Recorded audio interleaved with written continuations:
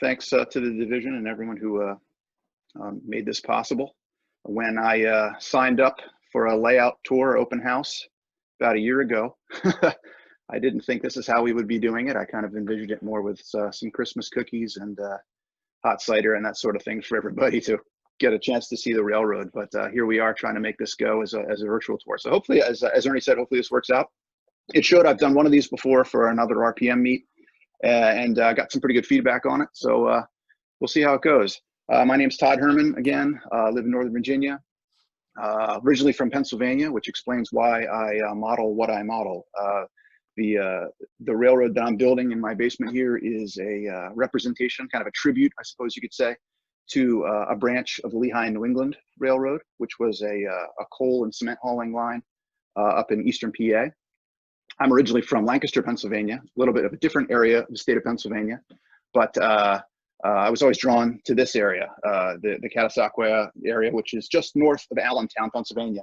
Whenever people visit me for real, we always spend a little time at the map just to orient people. So since we're doing this virtually, we might as well do that here too.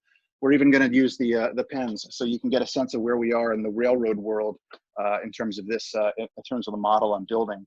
So this is a 1943 Usgs Topographical Map. Hopefully everyone can see it kind of okay. This is the city of Allentown here, and this is the city of Bethlehem. So New York City is about 70 miles that way. Philly is about 50 miles to the south of us. The town that I model is Catasauqua. That's located right here on the Lehigh River.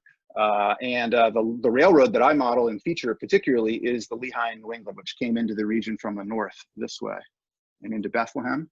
And then they access the town of Catasauqua via a branch called the Catasauqua branch from a spot called Crane Junction and came down into town like that.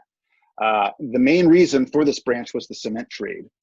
There's all sorts of cement mills. You can see them on this map. The biggest buildings on this map are the Bethlehem steel buildings. You can see those dominating the view. Both Allentown and Bethlehem were industrial cities, but to the north in this region here was a belt of really rich limestone that was really conducive to making cement. And at the time I model, which is about mid-50s, 1956, this was the biggest cement producing region in the entire world. And a lot of that, in fact, almost all of that traffic was hauled via rail. And so the Catasauqua branch was kind of put in place by the L&E to access all of these cement mills and bring traffic in. And one thing that drew me to the Caddy branch, and Caddy's kind of the shorthand for the town of Catasauqua, was the fact that this spot was kind of a crossroads for 5 or 6 different railroads. So this was a chance for me to feature the L&E, which I really love, but also the Reading. They came into Catasauqua this way, and the Lehigh Valley was running along one bank of the Lehigh River, Lehigh Valley Railroad, and the CNJ on the other side of the river.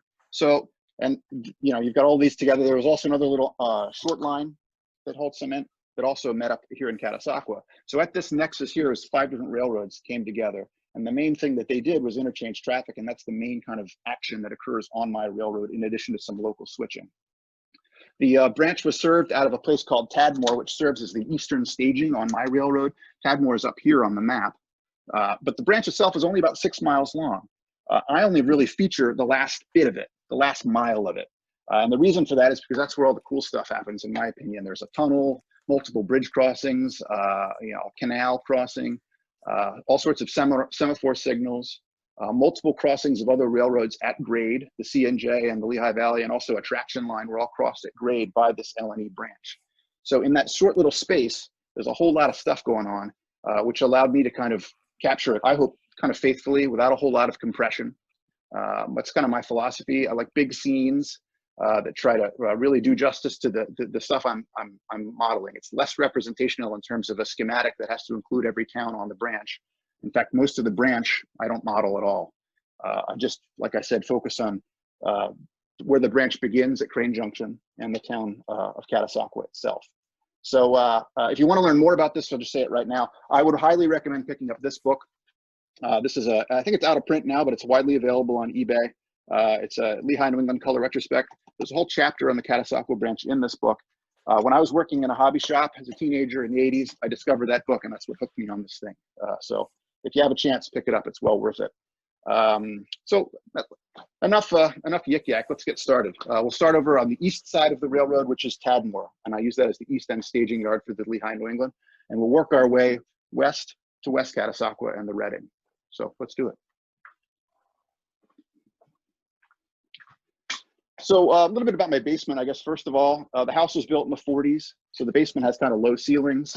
It's less than optimal in some ways for a model railroad. In addition to the low ceilings, there is various beams and ductwork and other bits of stuff hanging down, which is part of the reason why I've decided to just build a single deck railroad. Partly I did that because I didn't feel like I had the time or the energy or the wherewithal to do 2 decks. So I've done 1 deck. It's fairly high. So it's about 54 inches off the floor here. And like I said, this is the eastern staging yard.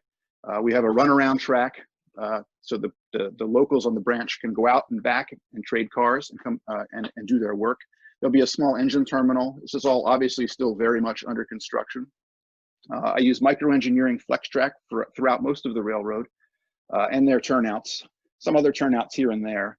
And for a yard like this, what I'm doing right now actually is removing ties to kind of give the tie spacing a little bit more of a good look for a yard area. So I go through, flip them over, take my nippers and carve out maybe every 8 to 10 ties, flip them out. I save them for future use. I don't know what that would ever be, but I've got them there. If anybody needs microengineering flex track ties, I have them in spades. So, you know, it also makes the microengineering flex track a little bit more easy to work with. As you can see as well, the railroad is built on 3/4 inch plywood. The staging, most of it is also in homosote as a sub-road bed. This area is kind of an open grid framework. Later on, it's more of a traditional L girder. That's kind of what I learned how to build back in those hobby shop days. And so I still have a lot of actually pieces from those layouts that we worked on way back when that I've continued to use and reuse in my layouts that I've built since then. So yeah, this is just a small classification yard. The way the branch was run was typically 2 jobs a day. They would run out of yard limits to the next spot we'll visit on my layout, which is Crane Junction. And from there, they'd have train order authority to run down to Catasauqua and come back to Crane Junction. And they'd make as many trips as they could during their hours of service in terms of serving the business that they had. And then there would be a second job called in the afternoon. And that second job would usually come back out of Catasauqua after it met up with the Reading and the Lehigh Valley trains that were meeting it, and they would bring back, you know, sometimes 100 cars. So it was a busy branch. There's probably about 24,000 loads exchanged at Catasauqua by the L&E and its interchange partners every year in the mid-50s. So pretty big business for what's otherwise a pretty small branch that most people haven't heard of. So yeah, what else can I tell you about this area? The backdrops across the railroad are sheet styrene, 060 sheet styrene, painted and shaded with a couple of different shades of blue. Yeah, let's keep on going. We'll move down to the next scene on the railroad, which is Crane Junction. Since the way we're doing this, I can't see the chat comments very well. So we'll probably pick those up at the end if anybody has questions. But Crane Junction is the next scene on the railroad. It's simple. Junction. This is where the Bethlehem branch, the line that went down to the city of Bethlehem, and the Catasauqua branch diverted in a very rural, kind of bucolic location. This is a prototype photograph of that spot. You can see it's just a switch and a phone box in the farm fields of eastern PA. And that's kind of what I'm trying to do here. That's a Dave Augsburger photograph. So they would come down this spot here and throw the switch themselves, move on to the branch, close up the switch, and head on down after they, you know, got their authority to do so. The cows are Best Trains cows, if anyone's curious. I use a lot of Super Trees, Best Trains cows, and Silflor static grass is my preferred weapon of choice for doing farm fields. The layout is DCC controlled. I use NCE. I need to convert to radio. I haven't done that. I've had the same DCC system, the same NCE Powerhouse Pro since the early 2000s. It served me well, but I need to upgrade to radio given the way that this railroad is laid out. So this scene's fairly complete. And then as we get into the Tadmore yard area, I'm going to use some photo backdrops. That's just an old 1950s card as some sort of retroactive justification for why I put cows in the field. One other feature about this area, as we move into the area of my basement, another one of those tight clearance points, I just fit underneath it. Otherwise, this project might not have happened. We get to the bottom of the basement stairs here, and the railroad continues onto, we're now on the Catasauqua branch itself on a very narrow shelf. So on the top level here is the Catasauqua branch. I said earlier I didn't do a double deck railroad, and that's basically true, but there is some staging or potential for a future loop for the Lehigh Valley Railroad that I built into this scene while I had the opportunity while I was doing construction. So there's another single track beneath it that represents the Lehigh Valley with some cutouts so that you can get at it. This is the area here that's massively compressed. This is about 5 miles of railroad that is in just a few feet here in terms of what we're showing on the on the model. I did throw in a little underpass here, a little concrete underpass representing the underpass at Airport Road that I built, and a little photo backdrop in there.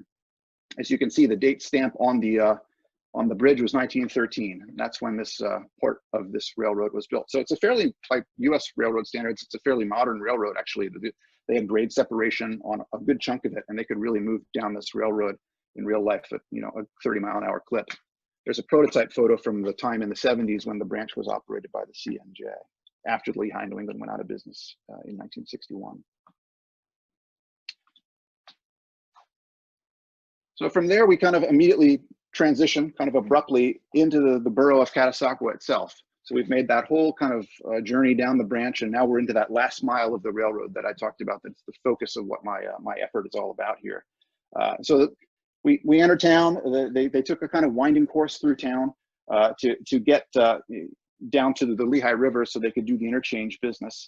And the first scene that we have here is a little junkyard scene based on a real place. It's based on a spot called Usgs's Junkyard. One thing I like about this prototype is that it's kind of defies some of the stereotypes we have about 1950s railroading, where everything is clean and neat and the ballast lines are sharp. As you can see, this is a mess. It's a weed-covered nightmare. But that's what I think is cool about it.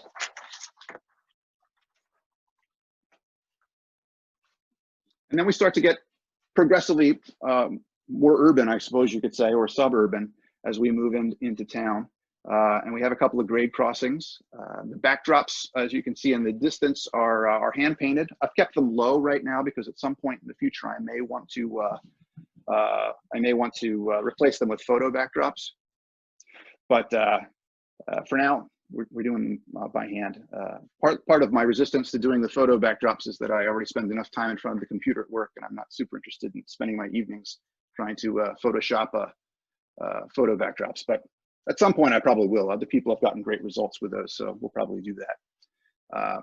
We keep on going into Catasauqua, and the next big landmark is the crossing of the Catasauqua Creek. And they cross this creek on kind of a weird humpback bridge. That was another reason that I kind of fell in love with this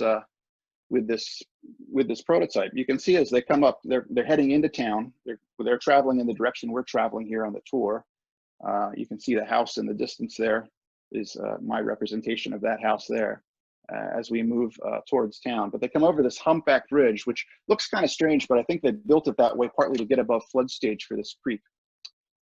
I've recently put some water in the creek. It's just Mod Podge, and as soon as I did it, I realized that I had made the creek a little too wide, so I'm going to have to go back and narrow up the banks here to get it a little more in scale with the rest of the scene.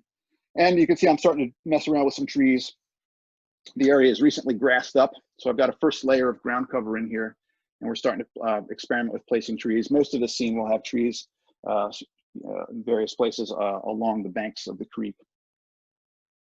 So immediately after they cross this creek on the prototype, and you can see that in some of the photos we were looking at, they cross the creek, they immediately do a grade crossing, and then just a stone's throw from beyond this grade crossing, they go into a tunnel. The branch did feature a tunnel, the Catasauqua Tunnel. This is the east portal here, which went right underneath town. They dug a trench around 1912 and put a tunnel in, and then threw the liner on top of it and then filled it in again. There's still a street in Catasauqua called Tunnel Alley, which basically runs on top of the tunnel, and periodically Tunnel Alley collapses and caves in because the tunnel is still in place, although the ends have been sealed up. So this is another scene that I've been spending a lot of time on lately. When you design a railroad, you sketch in all the little rectangles to represent houses and buildings. Eventually, you have to make those into actual buildings. They can't just stay rectangles forever. And so that's that's been a lot of my work in the last few months, as we've all been kind of on COVID lockdown, is working on this scene and getting the houses completed. There's a mix of stuff in here. Some of them are kind of kit-bashed American model builders houses. These three are a kit called the Drinkwater Place. This big house here is scratch built. In the distance there is a school building that actually existed. And the kids who went to school in Catasauqua said they could hear and feel the trains as they ran under the tunnel beneath the school, which is kind of funky. And then this is a kit-bashed Walther's house as well. So a mix of commercially available stuff and some scratch built stuff. The roads are made with DAP Fast and Final, just the stuff you get at the hardware store, laid down with using a screed to make sure that it stays nice and level, and it's tinted. I tinted with a little bit of acrylic paint before I do that. What's cool about it, I don't know if you guys could see it, you probably can't, but it actually cracks a little bit over time in a way that nicely mimics what real asphalt paving does.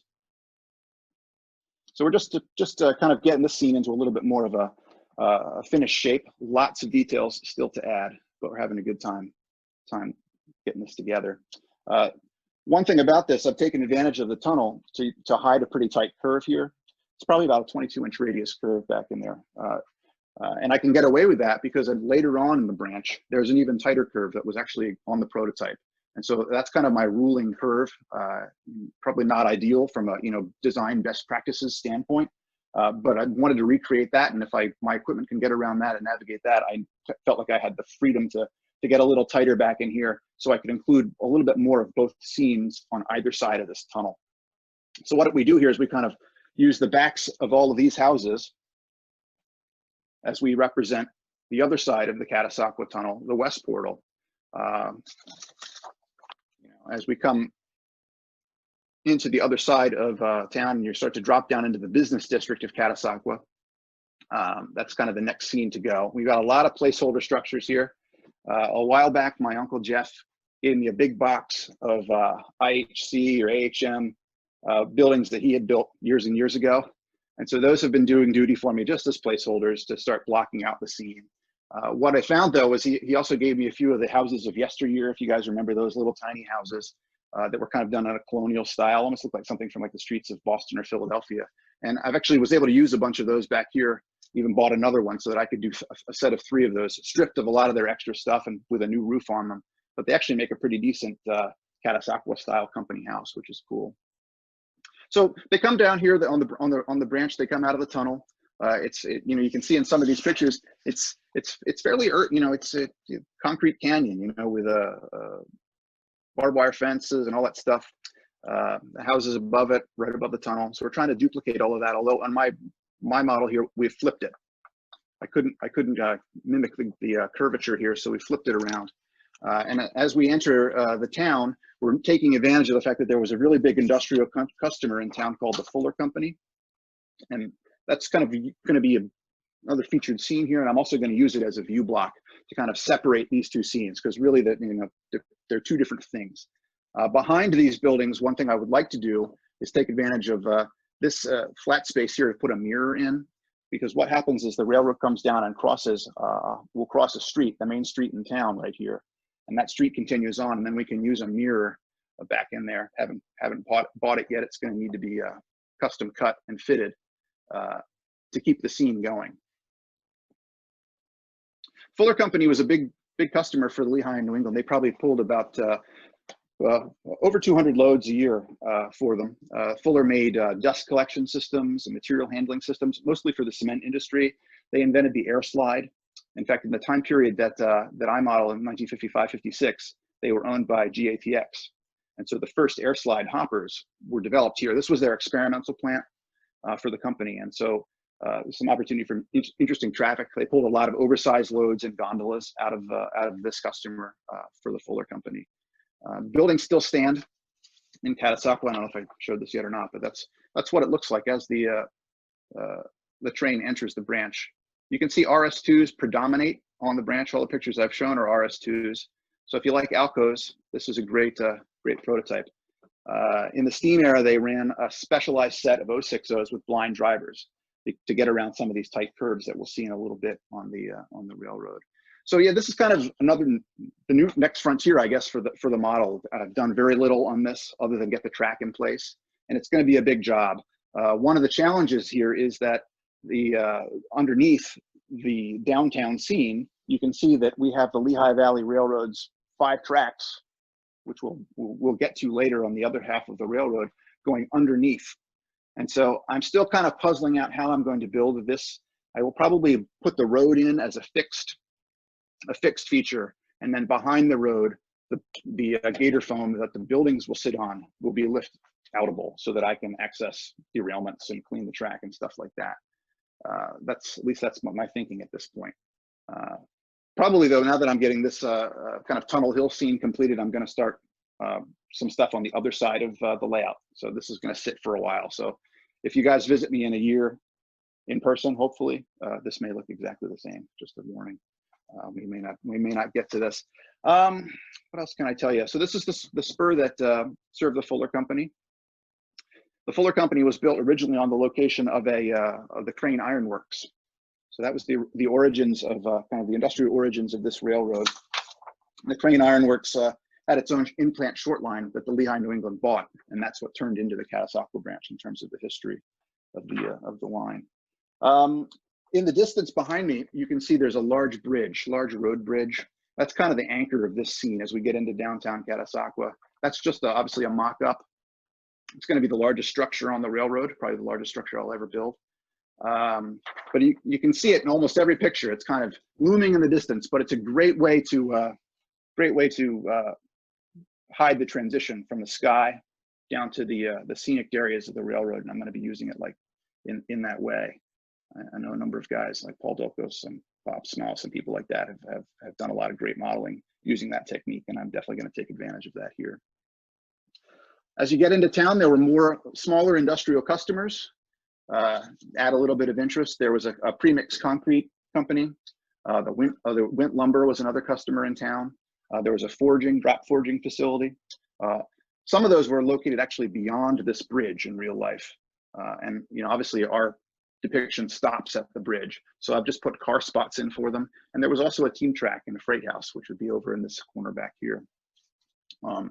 Just to guys, here's a couple of more prototype pictures. I always like to look at prototype shots just to orient myself. You can see the buildings along Front Street in the distance.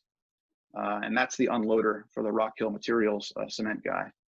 And even though that car of that Lackawanna hopper full of cement probably came from a plant that was 5 or 6 miles from here, it was hauled by rail because at this time, the state of Pennsylvania mandated that all cement traffic traveled by rail to keep the traffic off the roads. They lost that monopoly on the traffic in like 1959, and that's when the fortunes of this branch and railroads in general started to fall away in this area. Another quick prototype shot just to illustrate the kind of origins of the branch. Some impossibly tight, and crazy frog numbers there on that Y that leads off around the corner of the building here to the actually heads off to the freight house. You can see in the distance there they're building the Pine Street Bridge. Was a new bridge there that was built in 1953. So we continue on down on the branch, the main stem of the branch. There's a small yard here. This is another feature that was technically located on the far side of the bridge. I've moved it onto this side so that when you come over here to work these various industrial customers, you can run around your train easily. There'll be a spot here for the Phoenix Forging Company, and then also a spot for the interchange with the Central of New Jersey Railroad, which is this railroad right here in the foreground. And as you can see, the Catasauqua branch continued on down. It crossed over the Lehigh Canal right here on this cool little 3-part bridge. It had a foot part for pedestrian traffic, a rail, and then a road. The road was put in place, as was the footbridge, to access the CNJ's passenger station, which would be over in this area by the Pine Street Bridge.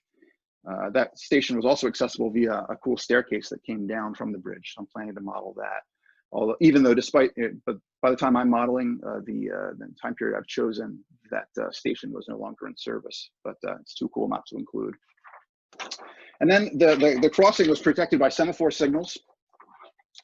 lower quadrant semaphores, and a tower that will be that'll be featured as well. Can you see that? Hopefully you can. In the distance in this shot, you can see the bluff of West Catasauqua. So there are still more houses to build in my future. That West Catasauqua scene in the view we're looking at here will be basically a photo backdrop probably along that wall. So we crossed the CNJ at grade. Hard along the CNJ was a scrapyard customer for the Lehigh, New England, and they accessed that customer via a switch on their bridge that crossed the Lehigh River. This bridge still stands today, as does the Pine Street Bridge, but pretty much everything else in terms of this branch, if you were to go there today, you would not know it ever was here. It's all been ripped out. The bridge itself is about to fall into the river. It's pretty precarious looking. But it did have this expanded section here on one end to accommodate this switch. All the turnouts on the railroad, by the way, are finger thrown at this point, and they probably will remain that way. I'm just trying to keep it simple. The other thing about this area here, just real quickly, it's pretty obvious, but it's a very deep seam. It's another kind of another thing I've done where you could say I've gone against best practices, but what I wanted to do was capture the twin bridges, in a way that worked as a model, and I wasn't sure I could do that if I ballooned my turn back loop, which is basically what this is we make a turn underneath the staircase of my house to go to the next room of the basement, the next scene that we have. And as part of that too, required that I put in an access hatch, so there's a small hatch back there, but I will obviously need to use when I keep working on this scene in terms of scenery and that kind of stuff. So yeah, the next thing the branch did was cross the Lehigh River, and on my model, we'll cross it twice. It's kind of the other weird little thing I've decided to do here. As you follow your train, you cross this bridge and you go under the stairs. And I guess we'll head over that way. As we do that, we're going to walk past the stuff we've seen before, the narrow scene with the airport road, the Lehigh Valley staging and so forth, and walk past the area where we're doing the map. One other thing I've added in during COVID times is a curtain to hide some of my workbench stuff. Partly just to keep the clutter away, but also for photography. If we're taking pictures in this direction, it's nice to have a sky-colored backdrop here. So we go under the stairs and into what used to be a closet. Get all this junk out of the way. So I've kind of daylighted the closet with a little framed picture window, and you can see it's the Lehigh River crossing again. We just did it, but we're going to do it one more time. It's kind of a weird, it's almost like rewinding the video as you're operating your train. So we cross the Lehigh River, and immediately afterward, go in there and see through, you can see how the branch crossed the Lehigh Valley right away at grade on a curve. So they would cross, I believe it's a 46-degree curve on the real prototype. For me, it's about an 18-inch radius, I think. Hard to say exactly. All I know is that it works. So I guess I could trace it out and figure it out, but the crossings itself were hand laid for me by some friends of mine. They were the major factor in kickstarting this project, actually, for me, was their willingness to do that.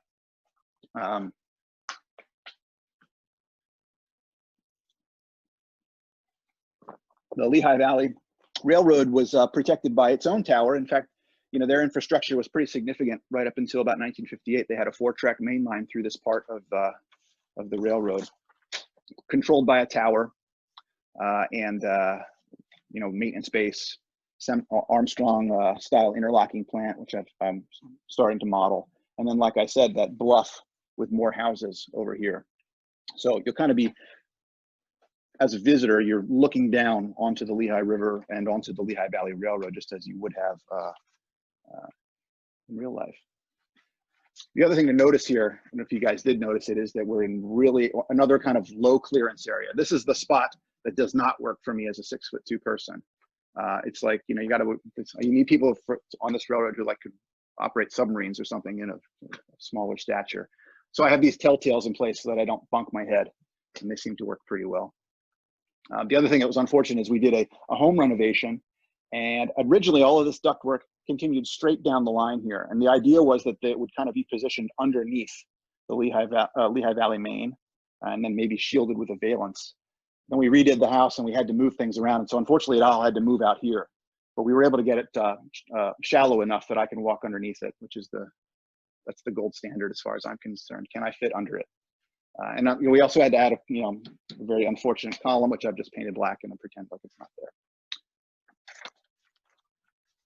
Let's see here, if there are any other references to give you guys a sense of what we're going for here with the look. That's a good shot there. If you look at that one, that as you look down that's a still photograph or still frame from a Randy Culp 8mm movie that's available from a guy named John Pachulis Media. Has a website online. You look him up, and he's got all sorts of really excellent remastered old movie footage. A lot of Eastern Railroad stuff there. So if you're into that sort of stuff, I would check out John P's work. He's a good guy to boot.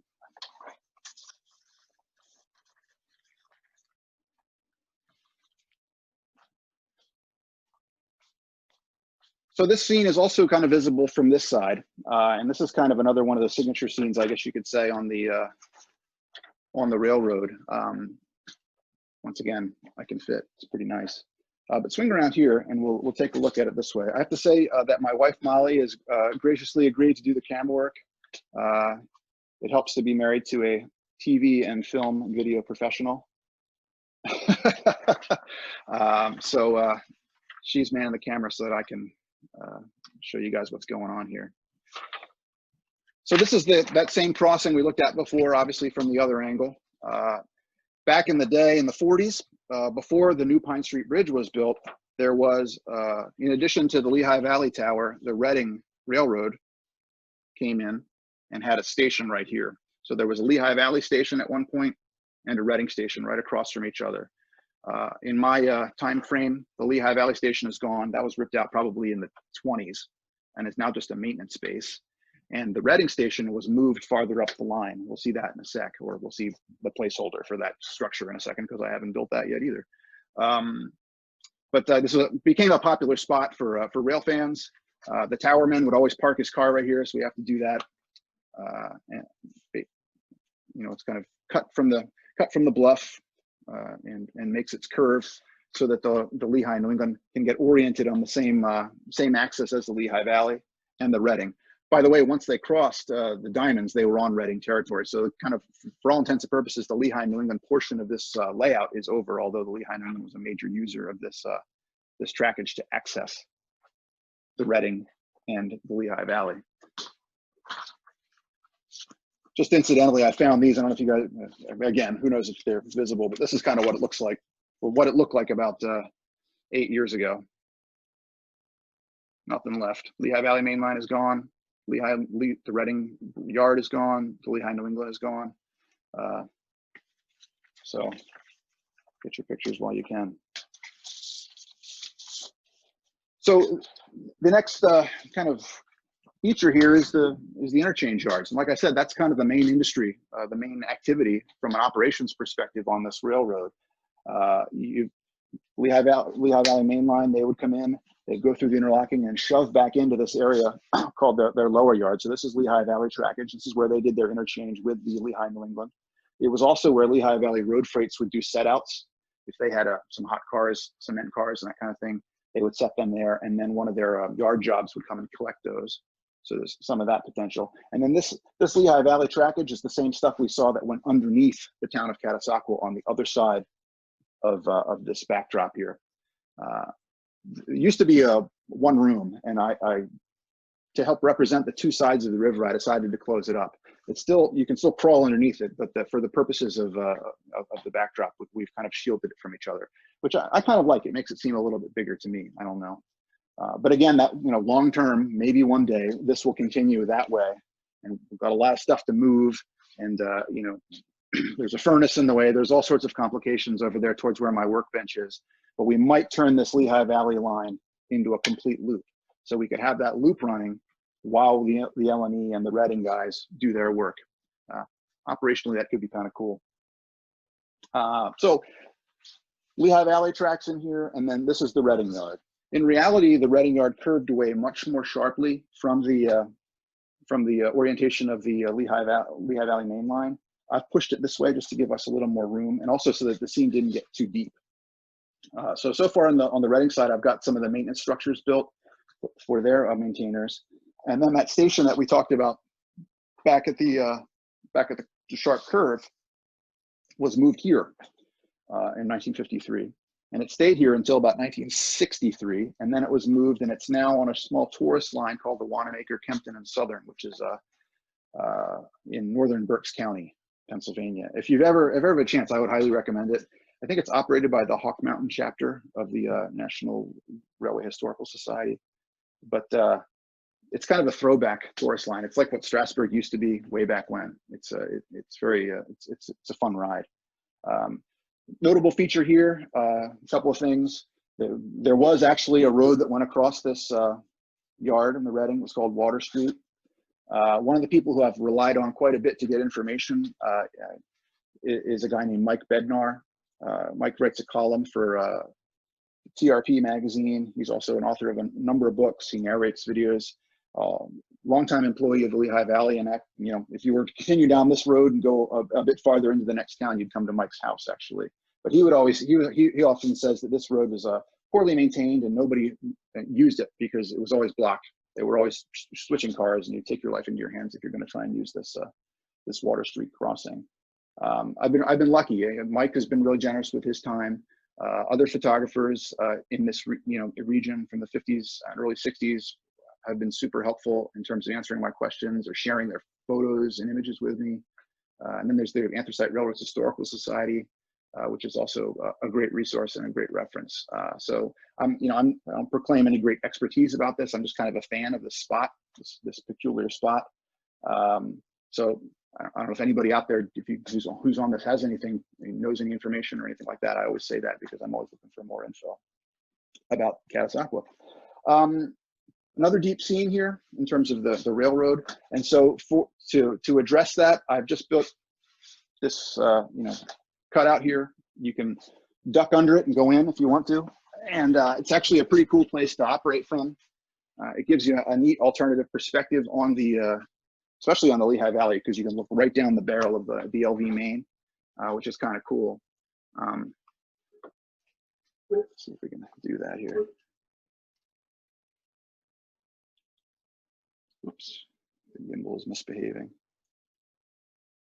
Another recent project that I've been working on is that Semaphore signal bridge. The LV had all of its, oops. Yeah, I know, I can't operate this thing. But up until 1958, Lehigh Valley's signals through this interlocking were all semaphores as well. So it's gonna really freak out here. I don't know why it's doing this. Doesn't like me. I'm handing it back to its mom. What have you done? My word.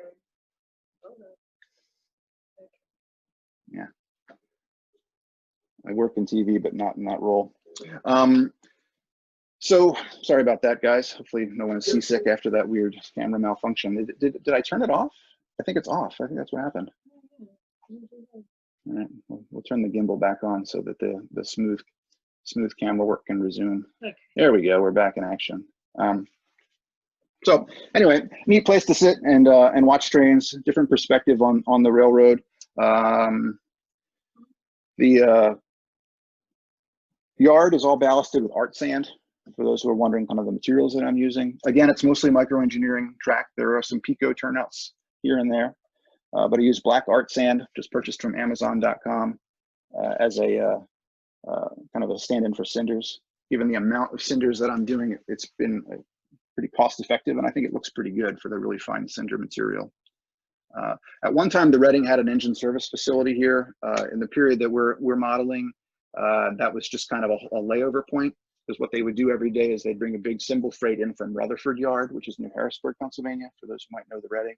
And they'd bring in that train, which would be all cement loads or empties, and also a lot of bituminous coal, because all of these cement plants were powered by bituminous coal, and so they would trade that with Lehigh, New England, and Lehigh, New England would then take all that traffic out. And while they were waiting, the Reading power would usually wait in here or up at the other end of the yard. Back behind me here is a bit of staging for the other railroad that's part of this this story, which is the Ironton Railroad. Not to be confused with the Detroit, Toledo, and Ironton. This is the Ironton, which was a jointly owned short line owned by the Reading and the Lehigh Valley. They served about 5 or 6 cement plants and brought all of that business in for interchange, a lot of which went out on the Lehigh, New England. One thing I need to do, another thing on the to-do list, is to make this track, to double track this so that you can operate it a little more easily. So you have a place to put cars and take cars from. But it's kind of tucked back in here. So yeah, and then, you know, we continue on. The Reading yard was really long. It was over, I think it was maybe even 2 miles long. So we're kind of trying to mimic that. It required some interesting switching moves. They would, you know, they'd put together blocks of cars and then they'd move those blocks around so that they could access other things. A little bit different style of classification, which is kind of fun. In working on it so far, I've kind of had to obviously delete a lot of the trackage. It was 3 tracks wide at this point. But I've lost some of the crossovers and things like that. So at some point down the line, I may have to go back and revise some of this to make sure it works correctly from an operations perspective. It's working okay so far, but it gets very rural very fast once you leave Catasauqua, and that's kind of what we're depicting here. Again, obviously, scenery is still a work in progress. And this is a lift out section that I've added because there is a door. It used to go outside. Now it just goes to a crawl space.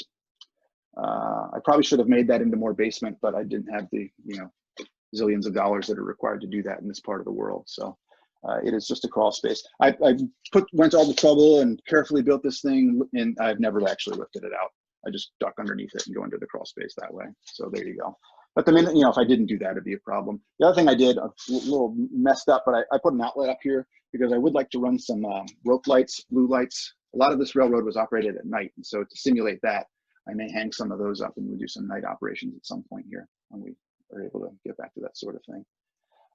So this is kind of the end of the railroad from, you know, overall. This is the road crossing at the very end of the Reading's yard. It was a road called MacArthur Road. This has since been filled in. All of this, is, like I said, is gone. But up until about 3 or 4 years ago, this bridge was still standing.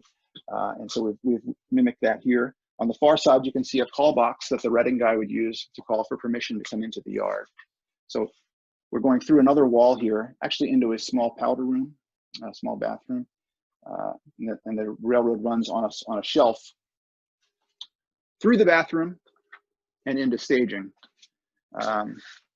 I kind of I've converted the bathroom into a bit of an archive display center for all sorts of different random Catasauqua artifacts and stuff that I've picked up over the years. Also some items from my grandfathers who were big inspirations for me in the hobby. My mom's dad, there he is on the big Humpback trip to England in 1990 with Russ Larson and those guys. He went on that trip. He was a big O-scaler and a big rail fan.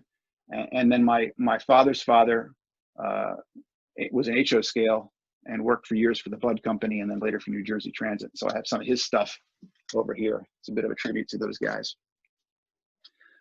The scene in terms of the railroad is just going to be a very simple rural scene, a little more open running. You know, some people have said, oh, you should put an industry in here or something like that, but I don't want to do any switching in the bathroom. That's just weird. So we just have it be an open farm fields, kind of inspired by this a couple of other great pictures that I found by a guy named Don Furler. I've had great correspondence with his son Alan.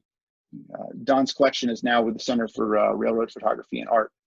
This is one of those shots. This is the Reading guy, probably 1946, 48, maybe 48, heading back toward Reading. So there's the call box, and underneath the bridge is the yard where we were just looking at on the model. So eventually we'll have a bluff here, cornfield, that sort of stuff. Very simple.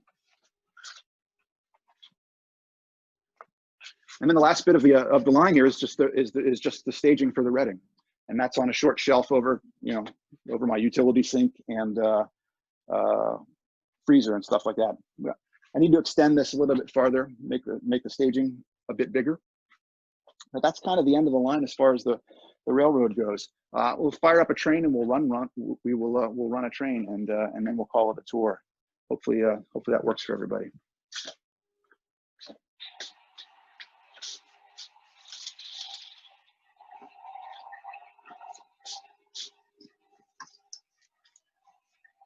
These are the power here that we're using are a pair of Kato RS2s.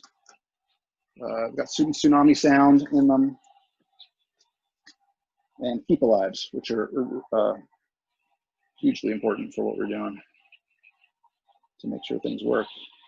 Let's turn on the headlight. What do you think?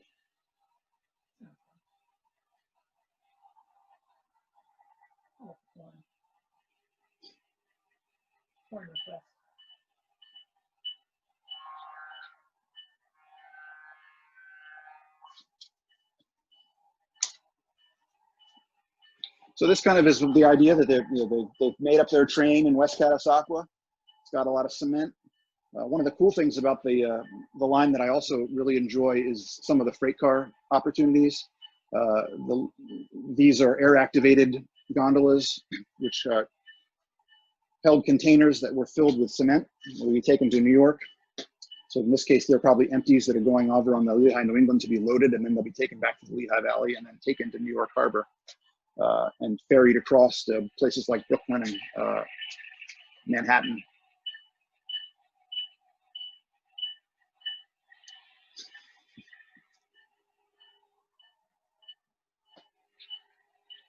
I should stay close because I've got I think I have the mic on my,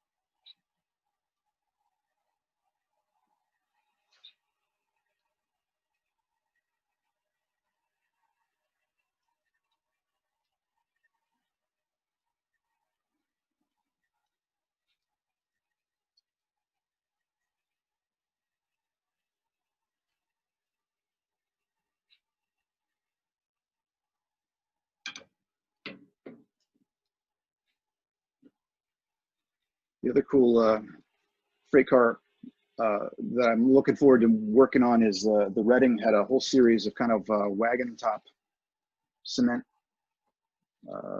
covered hoppers. And so that's in addition to those air activated gondolas going across the bridge right now.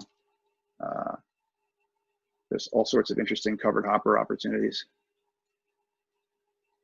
We've got a rail fan with a TR3. It's a little tribute to my dad who has a TR3. He's a big British car guy. The speed limit on the Lehigh, New England branch in their timetable said that from the Reading station, which would be back behind us here, all the way to the tunnel was 8 miles an hour. So that also helps, even though we're not covering a whole lot of physical space here in terms of the model. It helps make it a little larger. It takes a little longer to run. And we go back into the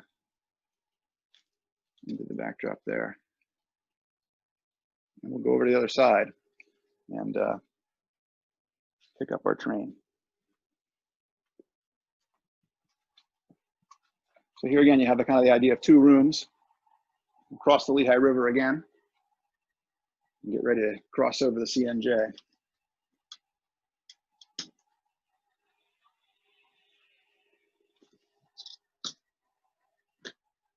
Got to build that tower.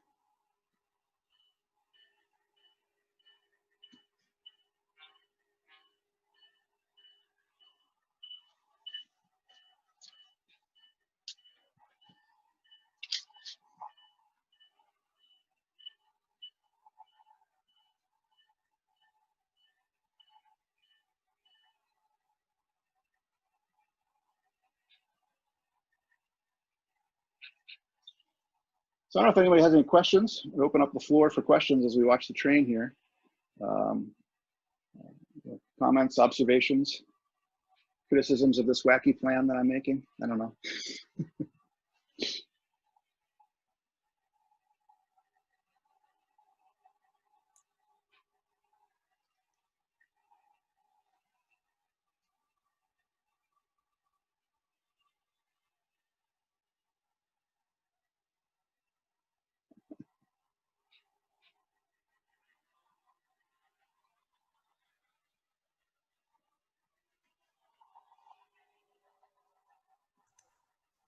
Todd, are you able to hear us? Yeah. Yeah, Brian Kidd here. This is great. Oh. Question. The Semaphore grass versus static grass. Have you worked with static grass, and could you talk about that just a little bit? Yeah, sure. So Semaphore is a brand of static grass. They make grass mats. I just use the raw grass. So it's laid down in the style typical, for static grass with I have a Hecky Flock Star is the static grass applicator that I use. Okay. Which I picked just because it runs off of a fixed power supply rather than batteries, and also is one of the more powerful ones. The more power, the better when static grassing. Yeah. What was the brand name of the applicator?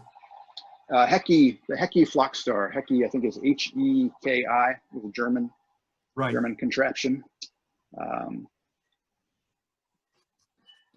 It's one of the kind of the fun areas in terms of scenery that I've really gotten into is doing static grass. I almost use it now as a first layer, and then come back and add in the other details around it. But yeah, the material itself I get mostly from Scenic Express. The static grass stuff is oh yeah, there's Molly's showing you the rig. It's all underneath the layout because up until last night I was working on it. My system for static grass is using as many applesauce cups as possible to create all sorts of different blends. But I try to stay within a fixed palette. I use I rely really heavily on Semphore's late summer. This stuff here is like a late summer 6mm with some other colors mixed in. The trick for me with the static grass is that I always start with like a thatch layer. I use that relatively inexpensive Woodland Scenics burnt grass. Whenever I'm blending in one of those little applesauce cups, I use that first as my base, and then I mix, kind of like you're mixing paint. I'm coming out of the tunnel here. And it's just laid down on Elmer's white glue, straight Elmer's glue wall. And then I vacuum it. That's the other key component is I use a small shop vac with a piece of t-shirt material over top of it to capture the grass, to minimize the waste. Because one thing that happens is you end up using a lot of this stuff, and if you can't recycle and collect the grass that you've laid down that isn't adhering, you put it right back into the machine and apply it again. Yeah, well, you're basically confirming what I've been doing. So, but yours is looking really, really good. Oh, nice. Well, thanks. Todd, there's a question about how common were the gondola hoppers? These cars right here? I'm not sure. It's Dr. Mike there. Yeah, sure. We can talk about those. The air-activated cars were, is what they were called. They also called them bottle cars in the Lehigh Valley. And I think they had about 100 of them on the roster. And they were like some of the hottest cars on the railroad because of the business that they served in New York City. And so they would be very, very common for the LV to drop those off specifically for the Lehigh, New England to take and get loaded and bring back right away so that they could be taken into New York as soon as possible. So Lehigh Valley had that kind of car. D&H had some. The Lackawanna was a big user of those. They all rented the containers, those cement containers from the LCL Corporation. And at the end of the cement hauling era on these railroads, you could find them stacked all over the place in the region. Up in Lehigh, Pennsylvania, for years, there were hundreds and hundreds of these containers just sitting. I think they've all been scrapped. It's a shame that something wasn't saved, because it's kind of a neat bit of kind of a technological past that isn't used anymore. Obviously, that kind of car was pretty much superseded either by truck traffic, you know, for trucking cement over into New York City, getting around the harbor business, or straight covered hoppers. Another question I have, and maybe you told us, what scale are you working in, Todd? Oh, did I not mention that? I'm sorry. It's HO scale. Okay. Yeah.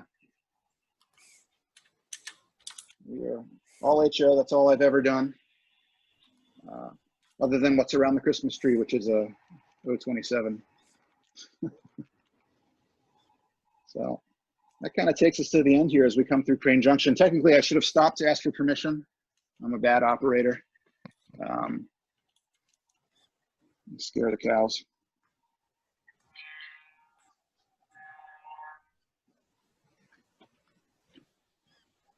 So there you have it. I hope you guys enjoyed. Hope that was mildly entertaining and interesting. Any other questions, let me know. Like I said, because of the system we're using here, I can't see the chat very well. So if there were questions in the chat, please just call them out. If there's anything else that you want me to go back and revisit or talk about or anything like that, happy to do it. Or stuff you just want to see again if we went by it too fast, especially when I had my gimbal accident there midway through. Thank you very much. Great tour. Oh, great. I'm glad you guys liked it. You know, it's not quite as good as being here in person. Hopefully everybody can get over here at some point in the future, and we can do this for real in person and get your eyes on it. But trying to do this as a stand-in, maybe some other folks can try to emulate. Just if anyone's curious, the gimbal rig that we're using, actually fairly inexpensive. It's called the Smooth 4. The company is Zhiyun or something like that. It was just the one that was recommended by a bunch of by a bunch of online reviews, and it has a whole lot of features that we are not using here. We're just using it to stabilize the camera. But you can use their app, and then you've got a wheel on the side of this device where you can use it to zoom in and out and all that sort of stuff. But that stuff doesn't work with the Zoom program very well, so we're just using it simply for stabilization here. But hopefully it wasn't too motion sickness inducing as we were doing the shooting. And thanks again to Molly for doing that. I said I visited your railroad a year ago during the MER convention, and you've made really well. Most of the railroad was there as you showed us, but you've done a lot of scenery and stuff, and it's really looking really great. Thanks. The scenery and the treatment of the textures is really, really great. Oh, good. Yeah, no, that's getting into the fun stuff now, I guess, on some level. You know, we're starting to do more of the scenery and less of the wiring. Almost all the trackage is in. There's just a few bits that still need to be laid track-wise. But, you know, beyond that, yeah, it's scenery and structures and that kind of stuff. So having a good time with that. Take a little time consuming because I don't have, you know, vast open areas that you can quickly lay down farm fields and things like that to speed things along. That kind of that urban modeling, I didn't really factor that in terms of the amount of time that's going to be required to do it to the level that I'd like to try to do it. But yeah, it's been fun. You've got an enormous number of buildings to go. Oh, you know it. Yeah, it's we could get Rich Cobb on the phone here or something because it's going to be a bit of a chore, but yeah, in a good way. Todd, this is Doug Lilly. I grew up in L&E country, and you've done an incredibly faithful job. Oh, thanks, Doug. I gave your book a pitch there, a little plug. Yeah, I saw that. I appreciate the plug, even though there's nothing for me in it at this point. Well, sorry. I'm sorry to hear that, but no, that's great to hear from you, Doug. I think you know a guy named John King. Yeah. John and I are good friends. He sent me the link to this, so I thought I'd sit in and see it. Fantastic. He had invited me to come down and see you. With the COVID, we haven't made it happen yet, but we will eventually. I would love to have you and anyone else who's on this come by, but yeah, especially that's great. Yeah, I was like I said, your book and Dave Augsburger's pictures and Randy Culp's pictures that are in that book, major inspiration for me. That's the reason that I'm doing this. So thank you. It was a great experience to get to know those guys. And, I bet. Yeah, I only had a chance to talk to Dave once before he passed away, but fascinating guy. Well, Dave and I were very good friends, and it kind of started with the Lehigh, New England, but we did a lot of photography together back in the 80s too. Oh, nice. That's excellent. Cool. I'm glad you could make it. Mhm. We had a question about anything the division is doing. We are recording them, and we have established a YouTube channel. So after I get the opportunity to be able to take the video here and just a little bit of editing, basically putting in a title board and then posting it, it'll be available. And if you go to the Potomac Division website, you'll see a link that will get you to the YouTube channel and all the virtual clinics we have had. And this is, well, I'm sorry, all the virtual clinics in our first virtual layout tour are going to be posted, and we're trying to do what we can to allow people to enjoy things. Sometimes you miss something and you pick up on it, you'll watch it a second time. So it should be posted probably, I'd say probably about a week for me to get to it. That's great. Yeah, I should also mention that if anyone wants to see other photographs of my process in terms of building this this layout, I don't have a blog or anything like that, but I do have a Flickr page on Flickr.com. You can probably the easiest way to find it is just to search by my name, Todd Herman, TODDHERMANN. I think there might be other Todd Hermans on Flickr, but I'm the one with all the train pictures. So it's easy to find. There's an album of shots that is just this project, and it goes all the way back to the beginning. I started on this construction probably around 2013, 2014. A lot of that early time was just room prep. So if you go all the way back to the start of the album, you can see the crazy mess that this basement was when we started.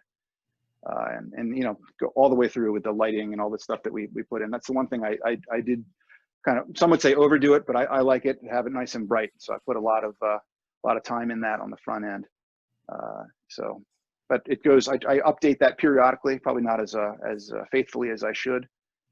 But I'll throw a few more shots on there to show some of the most recent progress. But yeah, if you find that, I can also, I'll put the link to the album in the Potomac groups. I think we have a groups IO page now. I'll put it up on that so folks can access it that way too. If you could do that, and if you send it to me, I'll post it with the post that goes with your video. We'll put it there also, if that's okay with you.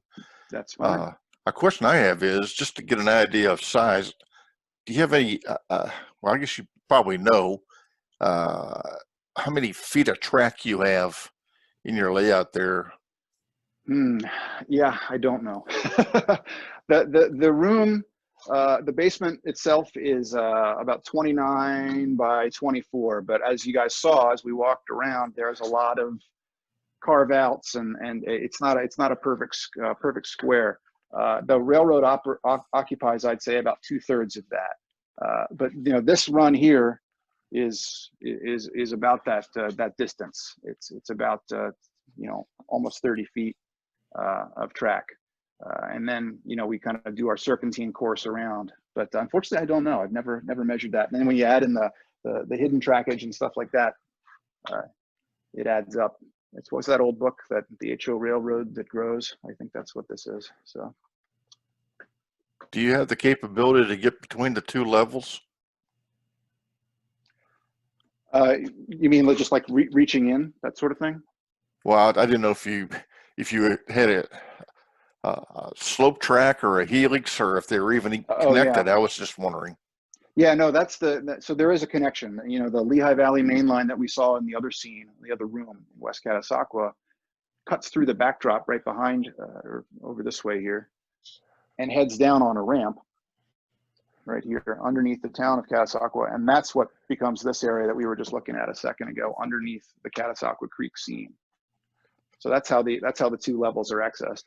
This is not, you know, this is just for operations purposes. At some point down the line, I might like to complete the loop. And I figured if I'm going to do it, I needed to do it now while I was building this part, because putting it in later would have been impossible. Mm-hmm. So that's kind of the idea behind that. And then this long time down the road, this interlocking here that is underneath the scene will also be controlled by the tower operator over there in Catasauqua. So that operator would have control over all of the interlocking, you know, hardware there in Catasauqua interlocking, but also this one here, which actually is kind of true to the prototype, because in the late 40s, they added a small CTC machine to that tower so that the operator could control the spot where the 4-track main at that time went down to 2, I think, in a place called Cementon, which was just north of Catasauqua. One of those classic U.S. industrial history names, Cementon, very creative. So hopefully that answers the question. But yeah, it's not super functional now. It's kind of just in place, mothballed for later use, this lower level of track. But maybe at some point we'll get that going. Well, they always say that a model railroad is never done, and you're doing a lot of work, and well, there's still work to be done, I guess we could say. Yeah, never bored, that's for sure.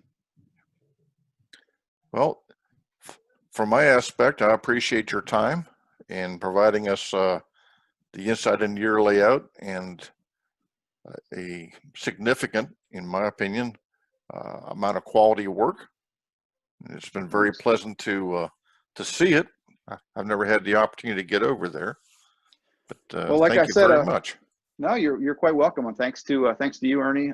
Thanks to Nick Callis, who actually had me on the list to do an in-person open house, and thanks to everyone else in the division for making this possible. And thanks for everybody who tuned in and checked it out. And like I said, hopefully sometime soon we can all meet up in person and you guys can see the railroad, you know, not in a virtual setting. So not anyway, a problem at all. I do see that there's a question here that they're hoping there's going to be more virtual tours, and really what it comes down to is, folks, we had in-person tours scheduled that we had to cancel, postpone, due to this wonderful virus that seems to have us under attack. But if folks are willing to take this on, we're more than happy to have more virtual railroad tours. If I could, Todd, for a moment, could you sort of explain to them how we're seeing what you're doing? Yeah, sure. So we talked a little bit about the gimbal rig, which, you know, is nice to have. I think you could probably do this if you were careful, just with your iPhone, holding it carefully. So that the other key thing is these wireless headpiece or earpieces, so that I can you can hear me and I can hear what's being said while I'm kind of on camera. Obviously, the other way to do it would just be to shoot it. You as the presenter of the tour, you could be behind the camera the whole time. But it's done through Zoom, and you just log into Zoom with your iPhone. And then what Ernie has done is used a feature on Zoom called Spotlight to spotlight my video, and that's what shows when you're on the big round of applause for Molly. Thank you, hon. Hey. So yeah, that's kind of how we did it. But if anyone has, if people are interested, I would certainly love to see more of these. I'd like to see other people's layouts and get a peek at the mess underneath their railroads, like you guys got to see mine. To me, the biggest challenge is just realizing that most of us have phones, have cameras in the phones, but not knowing how to, I'll use the word, connect the phones. So doing what you did, and obviously the gimbal makes it very smooth, very professional. Me, I'd probably be herky-jerky and people would get seasick by the time I went like 5 feet down the layout. But there's a lot of technology out there in the virtual world. We've seen virtual railroads now, where we have folks that are running railroads virtually, and their cameras, of course, could be mounted, or they might be in the vehicle or in the lead loco or whatever. But this is a new world, I think, if you will, to model railroading, and it certainly is an opportunity to people being diverse. I mean, let's look at who's here. And I know there's people outside the division. I know I've got a gentleman from Richmond in here, Ed Rosado. Good to see you on board. Ed was on our board prior, but we've got people from quite a diverse area of Virginia, at least, and perhaps outside of that. No, that's great. That's a good. I'm moving over to my computer because my AirPods are about to die. So I think I'm gonna, if we unspotlight me, and then I can pick it up here on this and we can keep chatting. I'm happy to do it, but I'm about to lose my audio, which is one of the technical challenges that we face in doing this. But yeah, no, it's great. You know, people get a chance to who might not be able to visit in person can do it this way. So, you know, it's one of these things I hope that it would actually continue as we come out of COVID. We can still do virtual activities like this. Hey, Todd, this is Nick Callis. Do you hear me? Hey, hi, Nick. How are you? Okay. I just want to, I'm a numbers guy, and I am so impressed that 40 people, I came in late. I'm so impressed, like at least 40 people attended this. That's better than a regular live open house. Yeah, no, it's that's cool. So, And if I could say something a little crazy, I'm wondering if we could beat the drum a little bit and maybe try to get 100 people to show up at one of these. well, yeah, you might be able to. When I did this presentation for the Reading guys, I think we had 80 people, which wasn't bad for an RPM in mid-October. There we go. So that's